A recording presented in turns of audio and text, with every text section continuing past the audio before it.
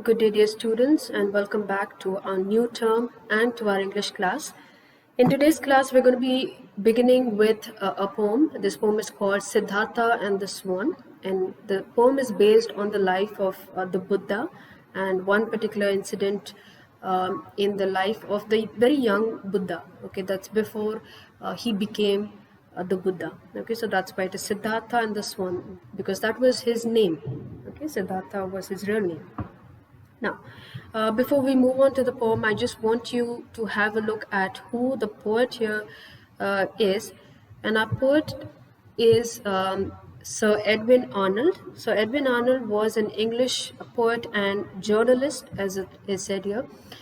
And we are told that he was born in England, but he came to India at the age of 24 to become a principal of a college in Pune.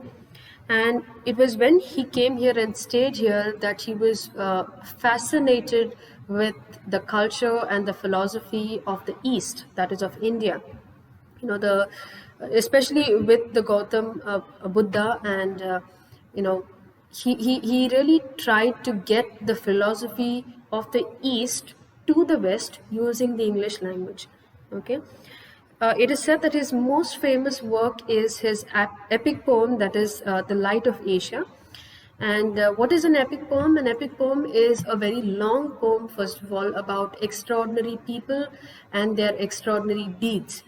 Two very famous examples of epic poems is the Ramayana and the Mahabharata.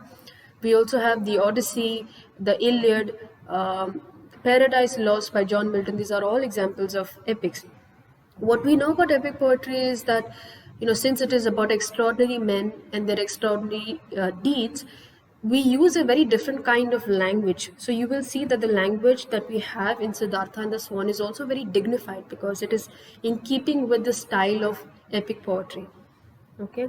Another thing of interest here is that it is said that this particular work, that is The Light of Asia, and also Siddhartha and the Swan, which is one small part of The Light of Asia, this work is very significant because when it comes to the Buddha, there's a lot of writings in Pali. Okay, and then further it has been translated into English. It is not, that is usually the pattern. The writings are mostly in the Pali language. Okay, but this is the first work written on the Buddha in English. Okay, it has not been translated. It is originally written in English, and it's all because of Sir Edwin Arnold. Okay, so the work is really famous because of that, and also it's because of the content of it, what the work is all about. Okay, so let's look at the poem. Let's start with it. Siddhartha and the Swan. So, like I said, this is about Gautam Buddha. Then it befell, in the royal garden on a day of spring, a flock of wild swans passed, voyaging north to their nest places on Himalaya's breast. Okay. Then it befell, then it happened, it so happened, as it was fated probably, but it so happened, in the royal garden on a day of spring. So we are told that it is spring season, and the setting is the royal garden. Royal garden because Siddhartha, as we know, Gautam Buddha, as we know, was a prince. Okay, so it is in that royal garden of Prince Siddhartha and his family that this incident takes place. Now, what we have here, a flock of wild swans passed, voyaging north to their nest places on Himalaya's breast. That means there was a group of wild swans that were flying towards their nest places, which is their resting place on Himalaya's breast. And Himalaya's breast means on the Himalayan mountains. Okay, so they were voyaging, or they were traveling in that direction. The bright birds flew by fond love piloted. So let me explain this first. So the bright birds, we're really talking about the white color of the swan. Just imagine it across the bright blue sky, because it's a spring season, so the sky is nice and bright blue, and you have this pure white color of the swan. And as they fly, you can see them nice and bright. You can see them even from the garden. Okay, and by fond love piloted, we are talking about there's a picture here that I can use to explain to you. So we know that usually swans fly in a sort of a formation. Okay, so this is like the bright sky. It would have been a sight like this. So by fond love piloted is we're talking about how there is always this swan who is at this at the fore of it, at the start, okay, right in the front. And usually there is this formation that they follow. So the bird which is right here takes the most amount of the wind. It is hit the hardest with the wind. Okay, and usually when this bird gets tired, it will move to the side and the next bird will take it. But this formation keeps them all safe, and they can travel and they can deal with the wind, and they move on. All right. So there is a flock of wild swans traveling exactly like this, and there is one foremost, one swan which is right in the front, which is leading the rest of them, which is piloting the rest of them, and they are going to their destination in the Himalayas. So that is the image, that is the picture, right? And Devadatta, the cousin of the prince, pointed his bow and loosed a willful shaft which found the wide range of the foremost swan broad spread to glide upon the free blue road. Okay, so there's a lot that happens here. So first of all, we're introduced to this character called Devadatta. Devadatta is the cousin of the prince. Prince is Siddhartha, or the Buddha, right? So his cousin Devdatta is also in the royal garden, and what is he doing is he's not enjoying the sight around, or he's not looking at the beautiful swans going towards their nest places. What he's doing is he's here to shoot one of the swans. So he takes aim and he points his bow and loosed a willful shaft. Shaft is the arrow, the bow and the arrow. And willful, we're talking really about more of a purposeful, more deliberate. So he's purposely aiming. For him, it's a sport, because we know that in the past this used to happen. They would see birds, they'd see animals, and they would, use an arrow to kill them. That was a sport, right? So here also he sees his chance, and he sees this flock of birds, and he aims, and his aim is so good that he aims at the foremost one. If you remember the position, the foremost one is the front one, and it's very difficult because they're moving, right? But he aims right at this one, and he hits the arrow, and the arrow hits the foremost one. It hits the bird, and the bird comes falling down. Okay, and I'll just explain the next part of it, which found the wide wing, of course, because the birds are flying, so the wings are spread wide. So they continue flying, and the arrow hits the wing of the foremost swan, the frontmost swan, broad spread to glide upon the free blue road. What is broad spread, or what is spread widely, is the wing. Okay, so the wing was nicely widely spread, so the arrow hits the wing. And why was it widely spread? So that it could glide upon the free blue road. Glide upon, of course, means move. In this case, to fly upon the free blue road. The free blue road is just a metaphorical expression for the sky. Okay, the sky becomes a road, and it is blue because it's springtime, and that is the road that they are taking to go to the Himalayas. So the Devadatta shoots the arrow, and the arrow hits the foremost one, and it is injured. Okay, it gets injured so that it fell. That is the bird, the foremost one. It fell. The bitter arrow fixed. So the arrow was still fixed into the bird, into its wing rather, and with the arrow, the bird falls down. Bright scarlet blood gouts staining the pure plumes. Okay, bright scarlet blood gouts. Blood gouts means blood drops because of the wound, because of how hard the arrow must have struck the bird. So the bird is bleeding, and along with the arrow and the blood stains. And bright scarlet, we are really talking about the color red. So imagine the situation. It's a white bird, and bright red blood drops on the wings of that particular bird.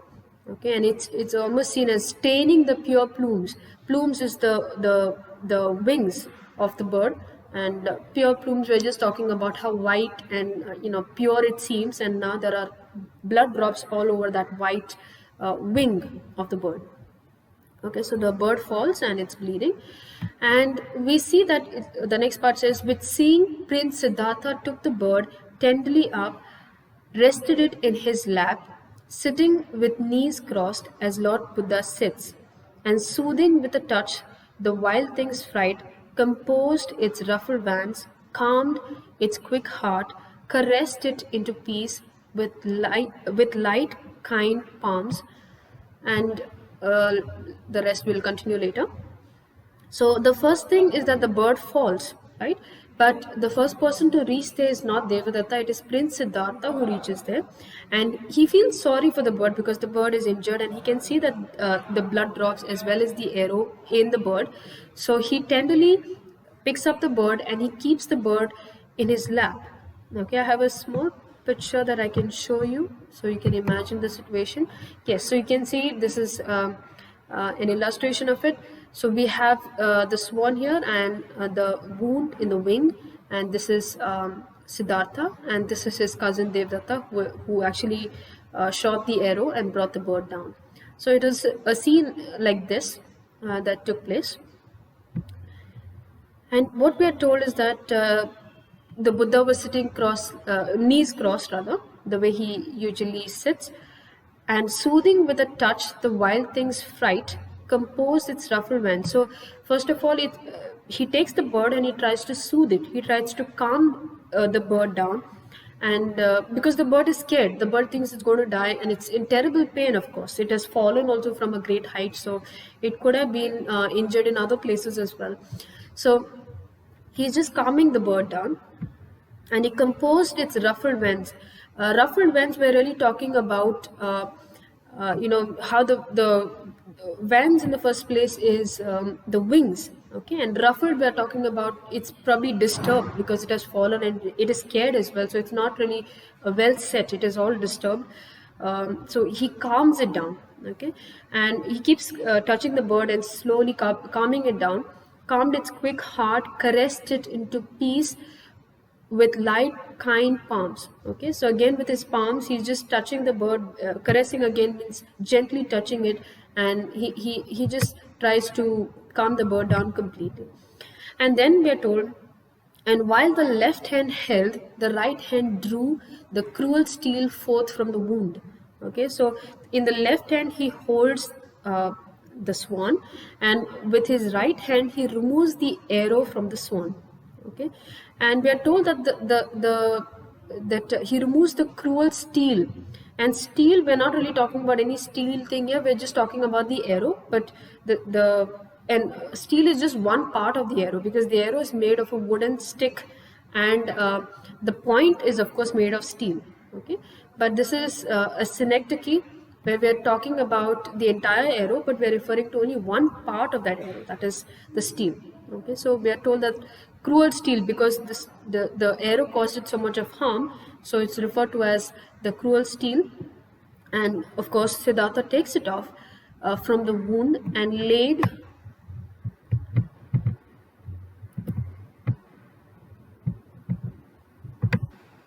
cool leaves and healing honey on the smart. So he takes cool leaves and he uses some honey, and he puts it on the wound. The smart is the wound here. Okay, yet also little knew the boy of pain that curiously into his wrist he pressed the arrow's barb, and winced to feel its sting, and turned with tears to soothe his bird again. Now, see, one thing we know about Lord Siddhartha is that it is said about him that when he was young, his father tried to keep him away from all kinds of pain and all kinds of suffering. So he had no experience as to what is pain or what is suffering, or anything that is to do with any sort of tragedy. He had no idea about it. Okay, so when he sees the bird, he picks the bird because he knows the bird is injured, but he has no idea as to what pain really is. He cannot really understand the pain that this bird is going through. That's why it says here, yet also little knew the boy of pain, because he's really young at this time and he doesn't understand the pain. So what he does is that curiously, so out of curiosity, because he wants to know, into his wrist he pressed the arrow's barb. So he takes the same arrow that he had taken off the swan, and he presses it into his own wrist. Okay, and barb is the pointed part, the steel of the arrow. Okay, he points it towards his wrist, and winced to feel its sting. Winced is, when you're really uh, um, sorry about that, when you're in pain and you can't deal with it, when you move out of pain, that is what wincing really means. Okay, so he moved because the pain was so sharp and so terrible. He just moved with it, and he turned with tears to soothe his bird again. Okay, so we are told that he finally understands, because he himself has experienced the pain of the arrow. He finally understands the pain that this bird is going through. So now, with tears in his eyes because of the pain, he goes back to the bird, because he understands how much pain the bird is going through. Although it cannot speak about it, although it cannot cry, it's in terrible pain. Okay, then we are told, then someone came who said, my prince hath shot a swan, which fell among the roses here. He bids me pray you send it. Will you send it? Now, as this is going on, as Siddhartha tries to calm the swan down and understand its pain and try to heal the injured part of the swan's body, there is it's more of a servant that comes, and he tells Prince Siddhartha, please, my prince, that is Devdatta, okay, Devdatta has shot a swan. Okay, and you will see hath is it's old English, it's archaic English or archaism, which is used in this epic poem. Okay, so my prince has hath simply means has shot a swan, which fell among the roses here. So roses here, they're talking about the rose bushes in the garden. So the swan fell there. He bids me pray you send it. So he's told me, that is Devdatta has told me to come and ask you and request you to send the bird to him, because it is Devadatta who shot the swan, and because he shot the swan belongs to him. Okay, pray you send it means requesting you. Pray means please send it, right? Will you send it? So the servant is asking Prince Siddhartha, will you send the bird? Okay, now this is what Siddhartha replies to him. He says, nay. Nay is again archaic English or old English for no. Quoth Siddhartha. Quoth simply means said. Okay, if the bird were dead, to send it to the slayer might be well, but the swan lives. My cousin hath but killed the godlike speed which throbbed in this white wing. Okay, so you will see that the answer here is rather unusual, because it is understood usually when you shoot a bird, the bird belongs to the one who has shot it. Same way, if you shoot any animal, the dead animal or the injured animal usually belongs to the one that has shot it. Okay, so the servant also is pretty surprised that Siddhartha said, no, I cannot give you the bird. Because why can I not give you the bird? Because if the bird were dead, to send it to the slayer is the killer, might be well. So Siddhartha's explanation is, if the bird was dead, it would be all right for me to send the bird back to the killer, that is Devadatta. But the swan lives. So the bird is very much alive. So what my cousin has done is that my cousin hath or has but killed the godlike speed which throbbed in this white wing. So my cousin has only killed the speed which throbbed in this white wing, the speed that existed in this white wing when it was flying right up in the sky. So if my cousin has killed anything here, it is only the speed. So it's also almost like he's trying to get back at him, and he's trying to say, my cousin has not killed the bird, so he cannot get the bird. He has killed the speed, so if he wants, he can take the speed. Okay, basically he has won nothing, because he has killed nothing but the godlike speed with which the bird was flying. Okay, so this is Siddhartha's answer. Okay, and remember, if Siddhartha is a prince, that means his cousin is also a prince. So both are not ordinary people here. Okay, so what happens next? We are told, and Devadatta answered. So Devdatta now comes here. We're not told that, but it is understood. He comes to the scene because this is what Siddhartha tells his attendant. So now Devdatta himself comes to the prince, and he says, the wild thing living or dead, is his who fetched it down. So, and this is, not just Devdatta, this is usually understood. So, the wild thing, living or dead, is his who fetched it down. So, he says, whether the bird is dead or whether it is alive, it belongs to the person who brought it down, because the bird was in the sky.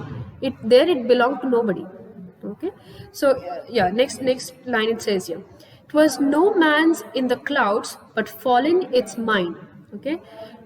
This is Old English. Was means it was no man's in the clouds. That means it belonged to no man when it was a cloud. It belonged to no man when it was in the clouds.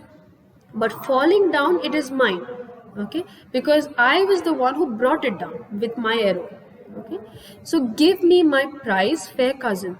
So he says, it is my prize, I have earned it. This is just to show that my skills are really good. Okay, I'm very good with the bow and the arrow, and I can I can aim very well, and I can it's also a very good prize because I shot the foremost swan. So it's not an ordinary feat. Okay, it's something exceptionally good. So he says, this is my prize, I have brought it down, so give me my prize, fair cousin. Fair means just, be just. You're being very unjust here by denying me my prize. Okay, that is the entreaty that Devdatta has for his cousin Siddhartha. Then our Lord laid the swan's neck beside his own smooth cheek and gravely spake. Okay, so when Devdatta comes and he is, put forward his argument, finally, this is what Siddhartha says. So before that, he takes the swan's neck and he puts it next to his own cheek, and he speaks. He speaks very seriously. Here we are told gravely, of course, means seriously. Spake is an archaic word for spoke. Okay, so what is the justification he is now ready to give Devdatta? We already saw the justification he gave to the servant. Now what is he going to tell Devdatta? So he says, say no. The bird is mine, the first of myriad things which shall be mine by right of mercy and love's lordliness.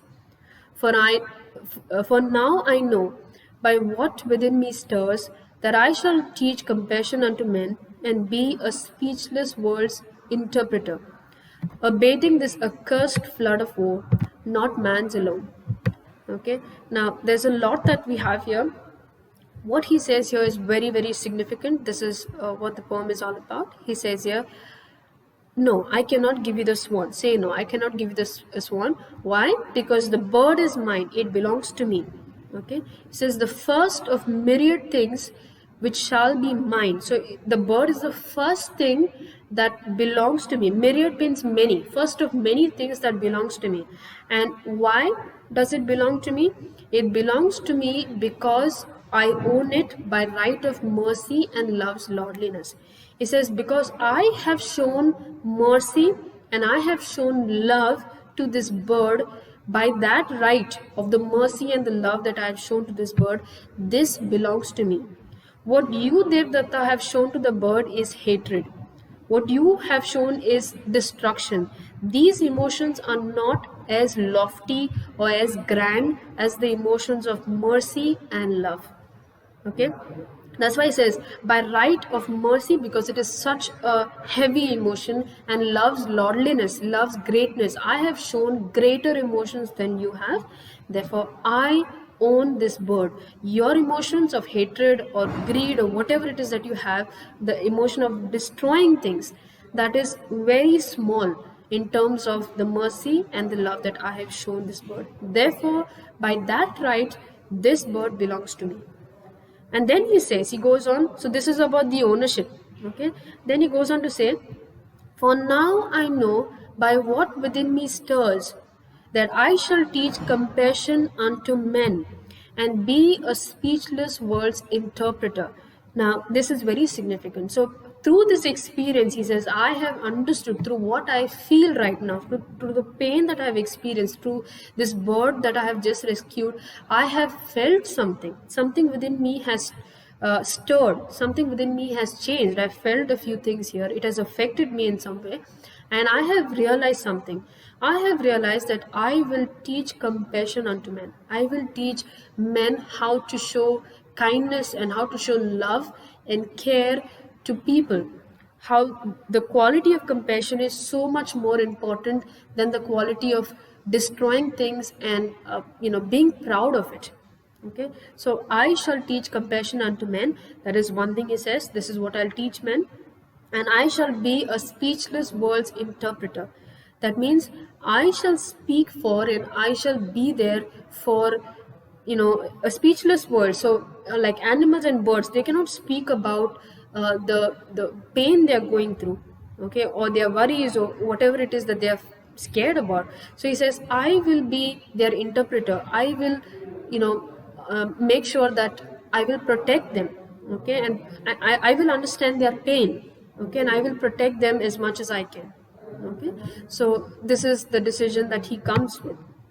He says, abating this accursed flood of woe, not man's alone. So, by being a speechless world's interpreter, by being like, today you would call this the same thing of being a speechless world's interpreter, you will call them animal right activists.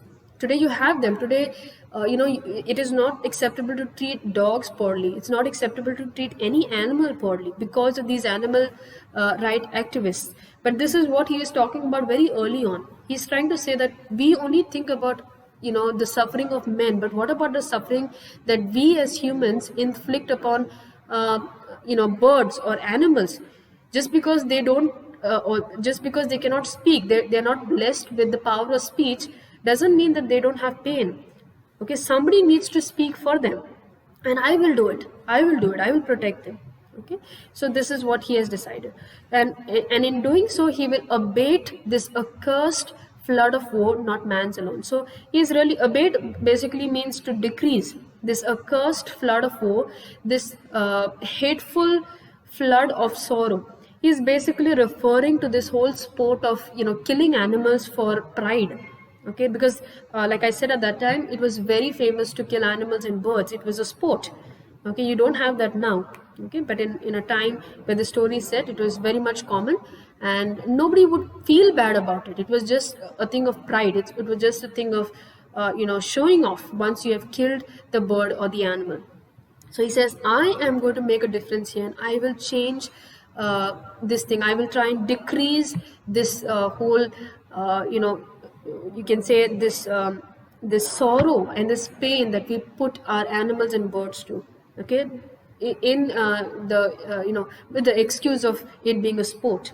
Okay, so not man's alone. So I'm not just going to be teaching people how to be compassionate and how to care about other men. I will also teach them how to be compassionate and how to care about other birds and animals.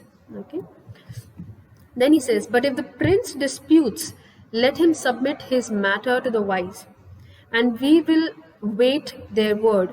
Okay, so he says, if the prince disputes, that means if the prince, that is Devdatta, if you disagree with what I'm trying to say, what we can do is that we can take this matter up in the court, because obviously it is not a simple issue. It is a disagreement between one prince and another prince. Okay, so he says, if you don't agree with what I have to say, let us take it up to court and let us solve this particular disagreement. And so it was done. Okay, so they take the matter up to court. We are told, in full divan, that is in full court, the business had debate. Okay, and many thought this thing and many that. So many people there, all the other officials, they had their own opinions to say, and some people felt the prince Devdatta was right, other people felt that Prince Siddhartha was right, till there arose an unknown priest who said, now suddenly there was this priest, but nobody had seen him there before, nobody had seen him in their divan before. So he was an unknown priest, but he was there, and he said something. He says, if life be aught, the savior of a life owns more the living thing than he can own who sought to slay. So he says, if life be anything at all, if life has any meaning, okay, the savior of a life, the person who saves a life, owns more the living thing, has more right over the living thing than he can own, that means the other person can own, who sought to slay it. So, in other words, he's trying to say, yes, both people, the person who shot the bird as well as the person who tried to save the bird, both people own the bird. Both of these persons own the bird. But the one who tried to save the bird owns it more than the one who tried to destroy the bird. Okay, who sought to slay is to kill or destroy. Okay, why? Because he says the slayer spoils and wastes, the cherisher sustains. Give him the bird. Why the cherisher, why the savior is more important than the slayer or the killer is because the slayer or the killer only spoils and he wastes. These ideas are very low. He's just destroying things. But the cherisher sustains, the cherisher saves. Okay, so in any universe, saving something will always be far more, important, far more significant, okay, or far more powerful than destroying something. Okay, it takes a lot to save something and it is very easy to destroy something. So that's why he says, since the cherisher is the one who saves, he does the greater deed of saving, he needs to have the bird. So in this case, obviously it is Siddhartha, because he saved the bird, which is the more difficult thing to do.